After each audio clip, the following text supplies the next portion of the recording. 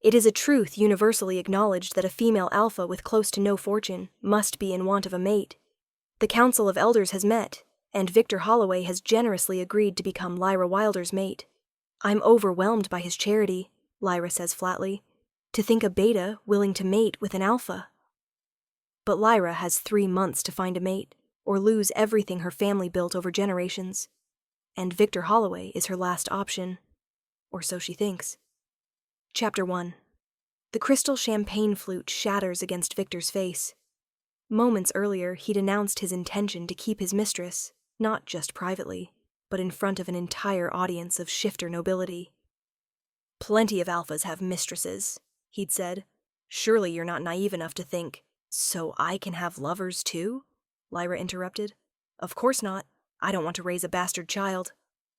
Then, smirking, he asked Lyra to fetch him a drink, so she threw it in his face. Now she walks away, ignoring his sputtered outrage.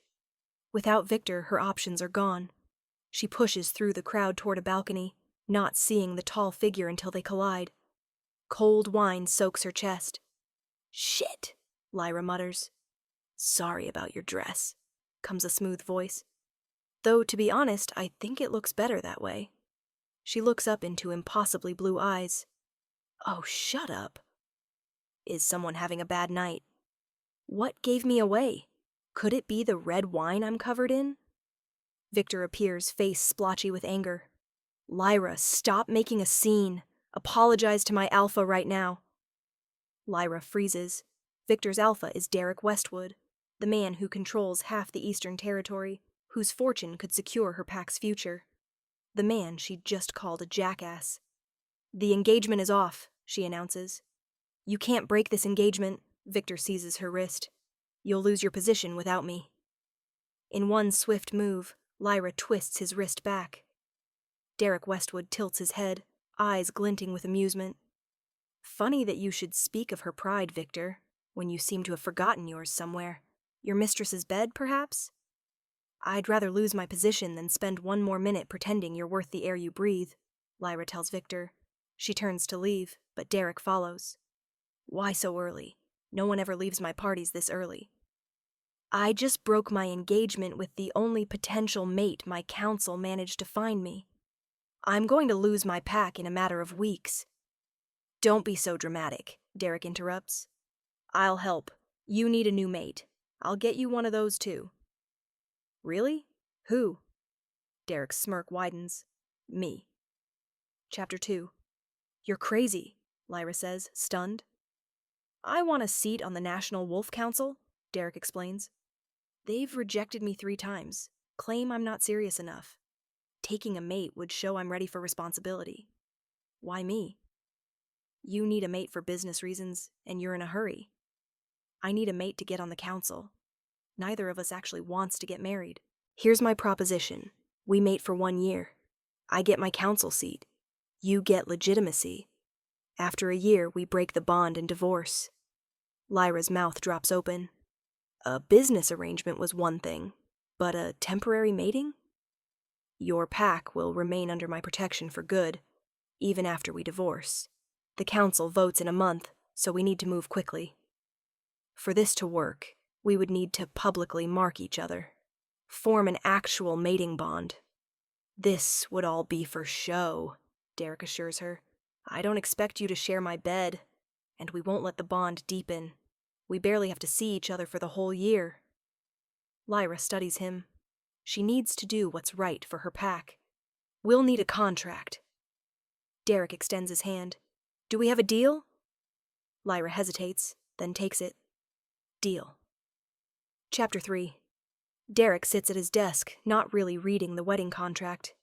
His eyes drift to the calendar. His 30th birthday is circled in red. His phone rings. Ryder Blackwood, his best friend. What the fuck did you do? Last week you weren't even seeing anyone. Suddenly you're getting married. Lyra Wilder, alpha of a small pack on my eastern border. What are you getting out of this? Derek remembers the strange bookshop, the magician with ancient eyes, the curse that's been killing him slowly. I'm not getting any younger. Thought it was time to settle down. Does this have anything to do with your conversation with that magician? Derek traces the scar on his forearm. A hunting injury from last month. It should have healed. It didn't. Everything's going to be fine. Chapter 4. Lyra stares at her reflection. Her wedding gown sparkles with cascading pearls. Outside, hundreds of guests fill the Westwood Estates gardens. Flynn, her brother, enters. You still have time to change your mind. Not everyone has the luxury of marrying for love.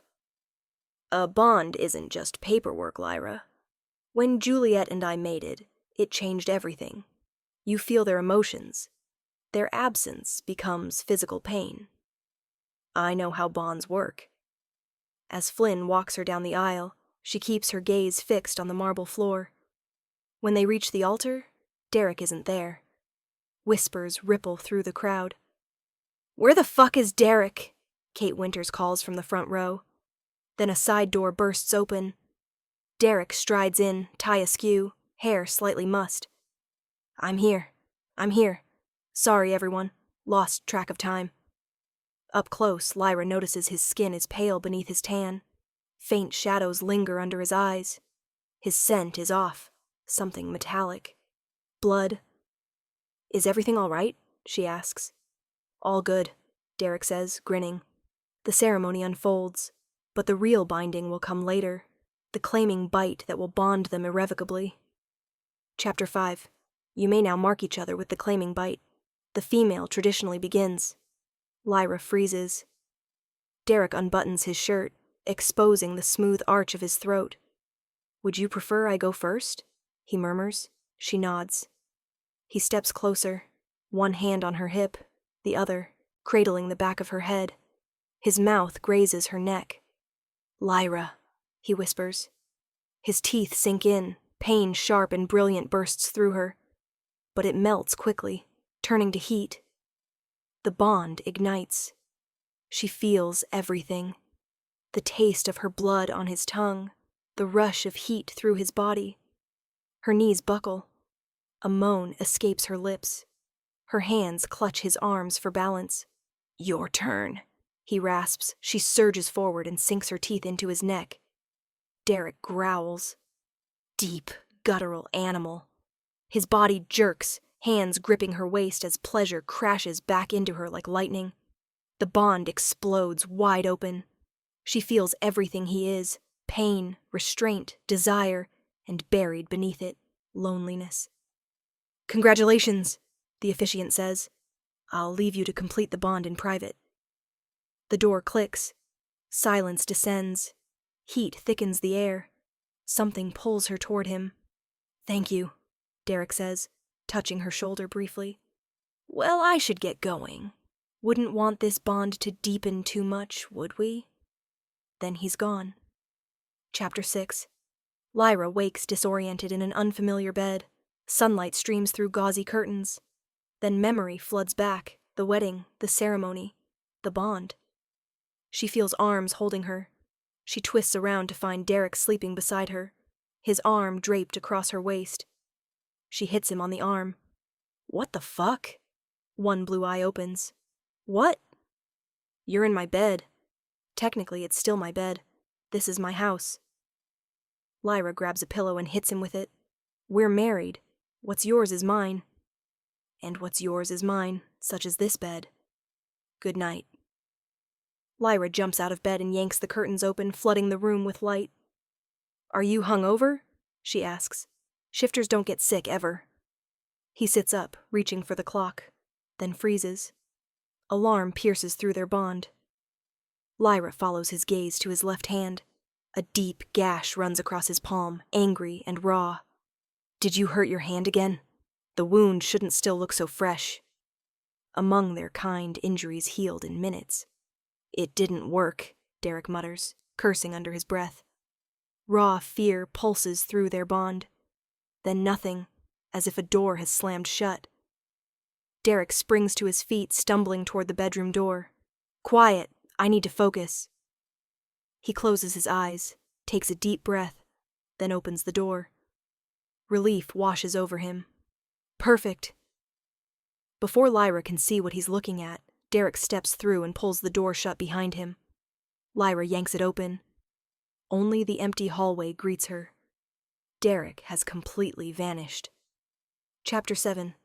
Derek stumbles across the threshold into the bookshop. "You again," the magician says, unimpressed. "After we spent hours explaining why you shouldn't make a wish." "I didn't come to make a wish. I'm very much still cursed." "What was your curse again?" "Losing my powers." Derek holds up his injured hand. "I need to find a mate before I turn 30, or I become human." "You assured me finding a mate would break the curse." "I told you taking a mate would be easier than making a wish," Adrian replies. "I could break your curse, but it would cost you what you value most, which would likely be the very powers you're hoping to preserve." "And I did. I mated now, and curse still on." "Are you certain about the curse's conditions?" "Of course. My father had it. My grandfather had it." "Did you even tell her this was about breaking your curse?" Iris, the human assistant, demands. "Of course not. I'm not about to reveal my Achilles heel to a stranger." "Your mate is a stranger?" "She agreed to marry me for business reasons. I haven't tricked her. We have a contract." Adrian facepalms dramatically. "The curse you have is about emotions, not contracts." "I don't follow." "Matings generally happen because someone is in love. You bought a mate, but the bond isn't sincere. And sincere is what the curse demands." Derek feels a chill. "So what are you saying? That I should have made sure my mate was in love with me?" The grim look confirms it. Chapter 8. Lyra paces her bedroom. The bond pulses at the base of her neck. Derek vanished after their ceremony, and she hasn't seen him in hours. When he finally appears sitting on her bed, his smile is dazzling. "There's my beautiful mate. I thought we should get to know each other." Through their bond, anxiety radiates from him. He leads her to a dining room, transformed into something from a romance novel. Dozens of candles, flowers everywhere, a string quartet playing softly. "The fuck is this?" Lyra asks. "Dessert. Please sit." "What's going on?" He feeds her chocolate souffle, her favorite dessert. "Your brother told me." "You asked my brother about my favorite dessert?" Finally, Derek dismisses the staff. "I need to renegotiate the terms of our contract." "How so?" Through their bond, fear spikes dramatically. "I'm going to need you to do something for me. It's vital." He pauses. "I need you to fall in love with me. For real." Lyra starts to laugh. Chapter 9. The next days blur together. Derek showers her with gifts, Ferraris, diamond necklaces, even a small island. He writes terrible poetry. He serenades her off-key. "You can't buy my love," Lyra snaps. "Obviously, which is why I also wrote you a poem." But beneath the grand gestures, through their bond, she feels his genuine curiosity about her pack, her dreams, her life. And something twinges in her chest. She feels his tension, his fear. "Why would you want me to fall in love with you now?" she finally demands. "We're supposed to break our bond in a year." "I'm not going to break our bond once you've fallen in love with me." "And what about you? Will you be falling in love with me?" He quiets. "Would you like me to?" "Of course I'm being sarcastic, you dolt." He catches her arm. "Okay, I get it. I've been an ass. It isn't fair to expect you to love me without any hope of reciprocity. If you'd like me to, then I will. I'll try." "Try? Like it's some kind of chore?" Days blur together. Through the bond, she starts to feel his guilt. "Stop trying to distract me with gifts," Lyra explodes. "If you actually want this to work, be honest with me for once." "Fine," he whispers. "I'll tell you everything, if you go on an actual date with me." Chapter 10. At the restaurant, a human one, Derek slowly opens up. "Tell me something about yourself," he asks. "I resented my brother for years. Growing up, it felt like I had to work twice as hard as him, only to be valued half as much." "Sounds like you resented the system more than your brother." "Your turn. What's really going on with you?" Derek deflects with more wine. As the evening progresses, Lyra realizes he's drunk. Actually drunk on human wine, which shouldn't affect shifters. First, I can't heal properly, Derek laughs bitterly. Then I can barely shift. Now I can't even handle human alcohol. What's next? Reading glasses? Derek. Maybe I'll have to start exercising to stay in shape. Or feel cold when it's cold. Can you imagine? Getting him home is difficult. He keeps finding excuses to touch her. You know what I just realized? Derek says, leaning in. We've never kissed. He presses his lips to hers. The kiss is gentle, almost sweet. Their bond flares bright and hot. Then he pulls back. I suppose I should tell you now about what's happening to me. You don't have to. I'm turning into a human, he murmurs. Curse! My great-great-grandfather managed to thoroughly offend a powerful witch. Should I not find a mate before I'm 30? He attempts to loosen his tie. A mate who loves me.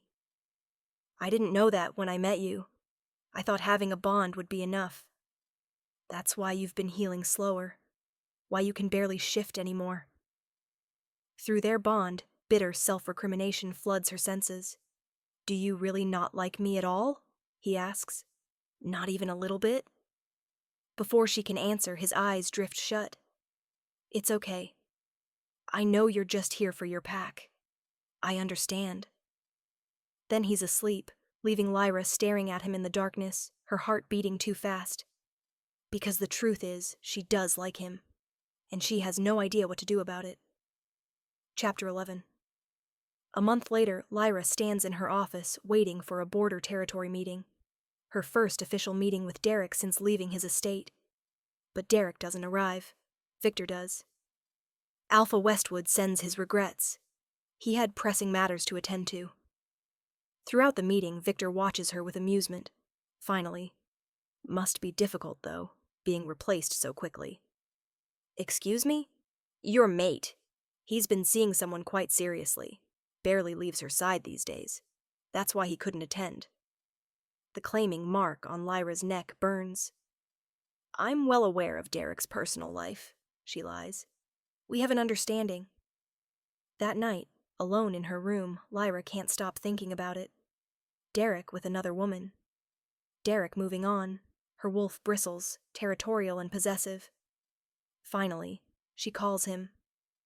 Lyra, is everything all right? Victor mentioned you've been seeing someone. That's why you couldn't make the meeting. A pause. Victor talks too much. But yes, I've been spending time with someone. The confirmation hits like a physical blow. Is it serious? It's complicated. There's potential. For breaking the curse, you mean? Yes, but it's early days yet. If things are getting serious with this woman, maybe we should consider breaking our bond soon. Silence. All right, that might not be a bad idea. Great, I should go. She hangs up before her voice betrays her. Chapter 12. Derek adjusts his tie, studying his reflection. The man staring back looks perfect. No one would guess that beneath this polished exterior, he's falling apart. 2 hours until midnight. 2 hours until his 30th birthday. 2 hours until the curse becomes permanent. Isabel strides in, resplendent in a crimson gown. Hiding away at your own party? She kisses his cheek. Happy almost birthday, handsome. Derek allows himself to be pulled close. This is what he wanted, isn't it? One last attempt to feel something that might break this curse.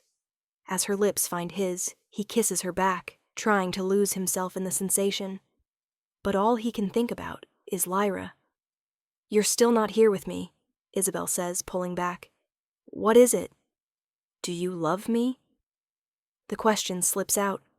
Love? What does that have to do with anything? Just answer the question. We're compatible. We're from the right families. Isn't that enough? It should be. Let's formalize things tonight. Break your bond with that backwoods alpha and announce our engagement at your party. I can't. It's her, isn't it? You actually have feelings for her. Don't talk about her like that, Derek warns. Why not? She's nothing. Not wealthy, not powerful, not even pretty. Stop, you don't know her. You're throwing away the chance to ally with my family for what? Some girl who doesn't even want you? This conversation is over. Isabel blocks his path. What is wrong with you lately? You've been different, distracted, weaker somehow. Get out of my way. Make me. In that moment, Derek realizes the futility of it all. The curse will take hold at midnight. Everything he's built will be lost. I'm leaving. Enjoy the party. He moves to push past her. She shoves him, not hard by wolf standards, but Derek's barely a wolf anymore.